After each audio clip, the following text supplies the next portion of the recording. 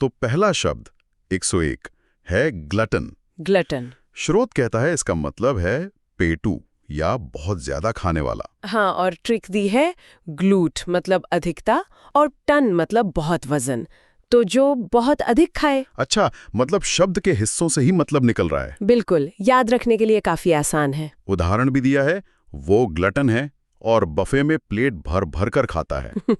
ठीक है। अब अगला 102 इलिटरेट। इलिटरेट मतलब अनपढ़। हाँ, और यहाँ देखिए शब्द के शुरू में आइल लगा है। आइल ये उपसर्ग है, प्रीफिक्स। इसका मतलब अक्सर नहीं होता है, जैसे इलीगल। अच्छा, और लिटरेट मतलब पढ़ा लिखा, तो इलिटरेट मतलब जो पढ़ा लिखा नहीं है। बिल्कुल। हाँ, ये उपसर्ग जानना बड़ा काम आता है। उदाहरण दिया है, गांव में कई इलिटरेट लोग हैं जो स्कूल नहीं गए। इसी तरह का एक और है 103 इंसोम्निया, ये नींद न आने की बीमारी। यहाँ भी वही बात है, इन उपसर्ग। इसका मतलब भी नहीं। हाँ, अक्सर, जैसे इनएक्टिव में होता है।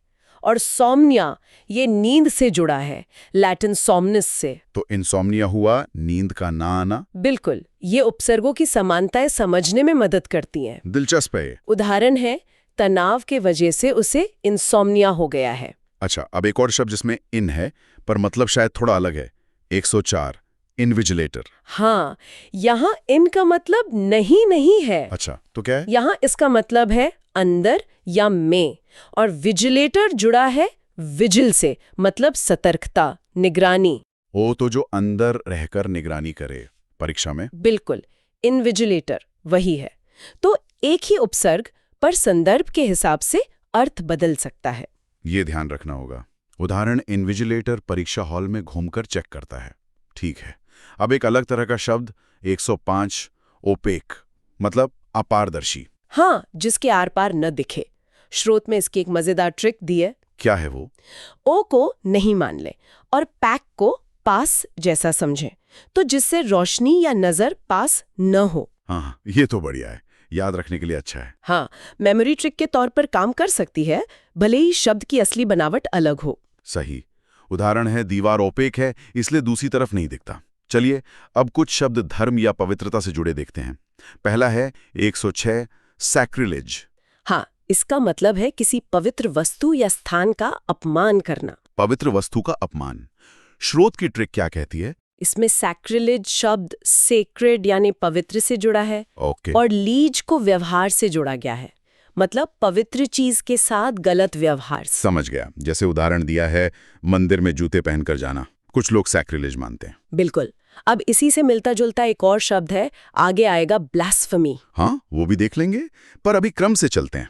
अगला है 107 सोलिलोक्वी, स्वगत भाषण, अकेले में बोलना। ये भी अपने हिस्सों से ही समझ आ जाता है। सोली मतलब अकेला, जैसे सोलो, और लोक्वी ये बोलने से संबंधित है, लैटिन लोक्वी से, जैसे एलोक्वेंट। तो सोलिलोक्वी हुआ अकेले में बोलना। हाँ, जैसे नाटकों में पात्र अपने मन की बात बोलते हैं। अरे हाँ, हैमलेट का वो टू बी और नॉट टू बी वाला। स्रोत में भी वही उदाहरण है, हैमलेट का सोलिलोक्वी प्रसिद्ध है। बिल्कुल। अब अगला शब्द 108 यूजरा, यूजरर, सूदखोर, जो बहुत ज्यादा ब्याज लेता है। हाँ, स्रोत की ट्रिक कहती है उसु मतलब उपयोग और रेयर मतलब करने वाला, शायद पैसे का गलत उपयोग करने वाला। वैसे इसका असल संबंध लैटिन उसूरा यानी ब्याज से है।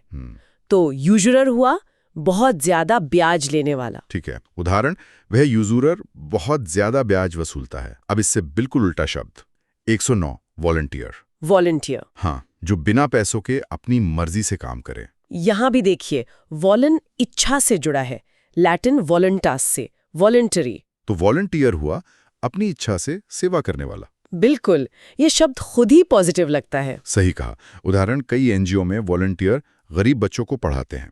अब आते हैं 110 पर, एब्डिकेट। एब्डिकेट का मतलब है त्याग करना। हाँ, खासकर कोई पद, अधिकार या सिंहासन। स्रोत की ट्रिक यहाँ क्या है? यहाँ एब उपसर्ग है, जिसका मतलब होता है से दूर। अच्छा। और डिकेट का संबंध कहने या शासन से है, डिक्टेट जैसा। तो एब्डिकेट मतलब शासन से दूर जाने की घोषणा करना, यानी पद त्याग देना। एकदम सही। उदाहरण, राजा ने अपने बेटे के लिए सिंहासन एब्डिकेट कर दिया। अगला शब्द 111 एल्मैनाक, ऑलमैनाक, पंचांग या कैलेंडर वाली किताब। हाँ, जिसमें साल भर की जानकारी हो। स्रोत की ट्रिक थोड़ी काव्यात्मक है।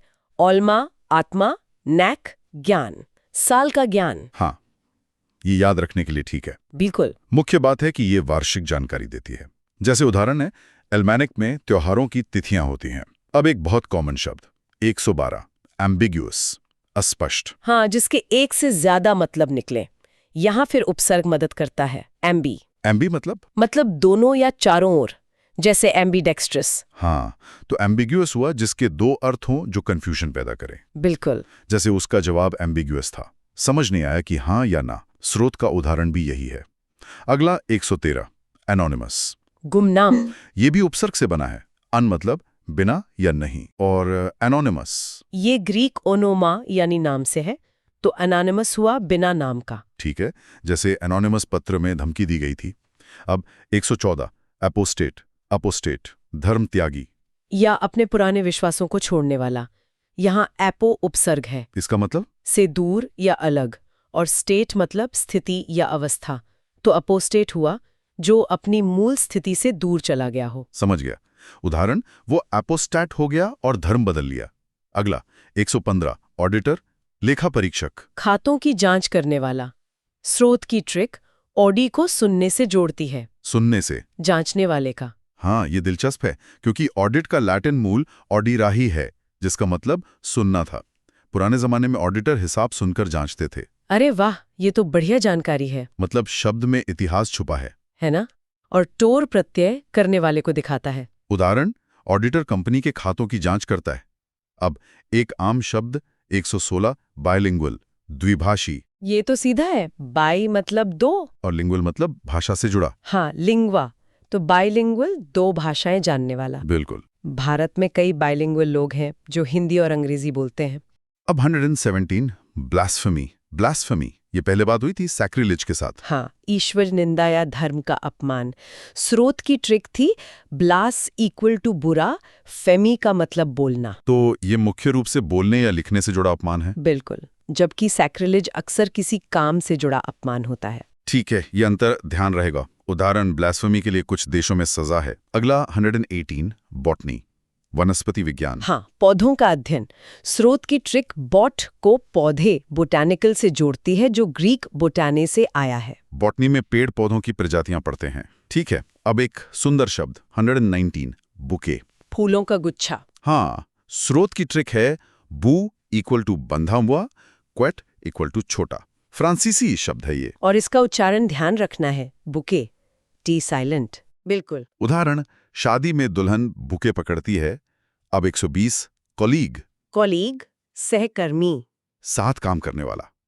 यहाँ उपसर्ग कॉल है, जिसका मतलब साथ होता है, जैसे कोलैबोरेट। और लीग मतलब समूह, तो एक ही समूह में साथ काम करने वाले। सही। उदाहरण, ऑफिस में कॉलीग टीम में काम करते हैं। अगला 121, कॉन्वैलेसेंस। कॉन्वेलेसेंस, ये है स्वास्थ्य लाभ की अवधि, बीमारी से उभरने का समय। इसे कैसे समझें? कॉन मतलब पूरी तरह, और वैलेसेंस मजबूती या स्वास्थ्य से जुड़ा है। लैटिन वैलेरे, मजबूत होना। तो पूरी तरह स्वास्थ्य की ओर वापस आना, रिकवरी पीरियड। बिल्कुल। उदाहरण, ऑपरेशन के बाद कॉन्वेलेसेंस की जरूरत है। अब 122, क्रेड्यूलस। क्रेडुलस, सहज विश्वासी। हाँ, जो आसानी से बातों पर यकीन कर ले, थोड़ा भोला। इसकी जड़ है क्रेड, मतलब विश्वास। क्रेडिट, क्रेडिबल जैसे शब्द। और अलिस, ये प्रत्यय से भरा हुआ या की प्रवृत्ति वाला दिखाता है। तो क्रेडुलस हुआ आसानी से विश्वास करने वाला। हाँ, कभी कभी भोलापन नुकसान भी दे सकता है। उदाहरण, क्रेडुलस लोग अफवाहों पर यकीन कर लेते हैं। अगला 123, डर्मेटोलॉजिस्ट। डर्मेटोलॉजिस्ट, त्वचा विशेषज्ञ डॉक्टर। यहां भी शब्द के हिस्से देखिए। डर्मा मतलब त्वचा। ग्रीक शब्द। हाँ, और लॉजिस्ट मतलब विशेषज्ञ या अध्ययन करने वाला। तो त्वचा का विशेषज्ञ। कितना आसान हो जाता है अगर जड़ पता हो, है ना? उदाहरण, मुहासों के लिए डर्मेटोलॉजिस्ट से मिलें। अब बस दो शब्द 124, एडिबल। एडिबल, खाने योग्य। एड खाने, ईट से जुड़ा है। और आइबल मतलब योग्य। बिल्कुल, तो एडिबल हुआ खाने के योग्य। जैसे यह फल एडिबल है, लेकिन जहरीला नहीं। और आज का आखिरी शब्द 125 एपिडेमिक। एपिडेमिक, महामारी, कोई बीमारी जो किसी क्षेत्र में तेजी से फैले। इसकी बनावट? एपी उपसर्ग मतलब ऊपर या लोगों पर या लोगों के बीच, और डेमिक? लोगों से संबंधित है, डेमोस। तो जो लोगों के बीच तेजी से फैले। हाँ, स्रोत ने कोविड-19 का उदाहरण दिया है, उसे एपिडेमिक कहा है। हाँ, हालांकि वो तो दुनिया भर में फैला था, तो पैंडेमिक था। पर ठीक है, स्रोत के हिसाब से चलते हैं।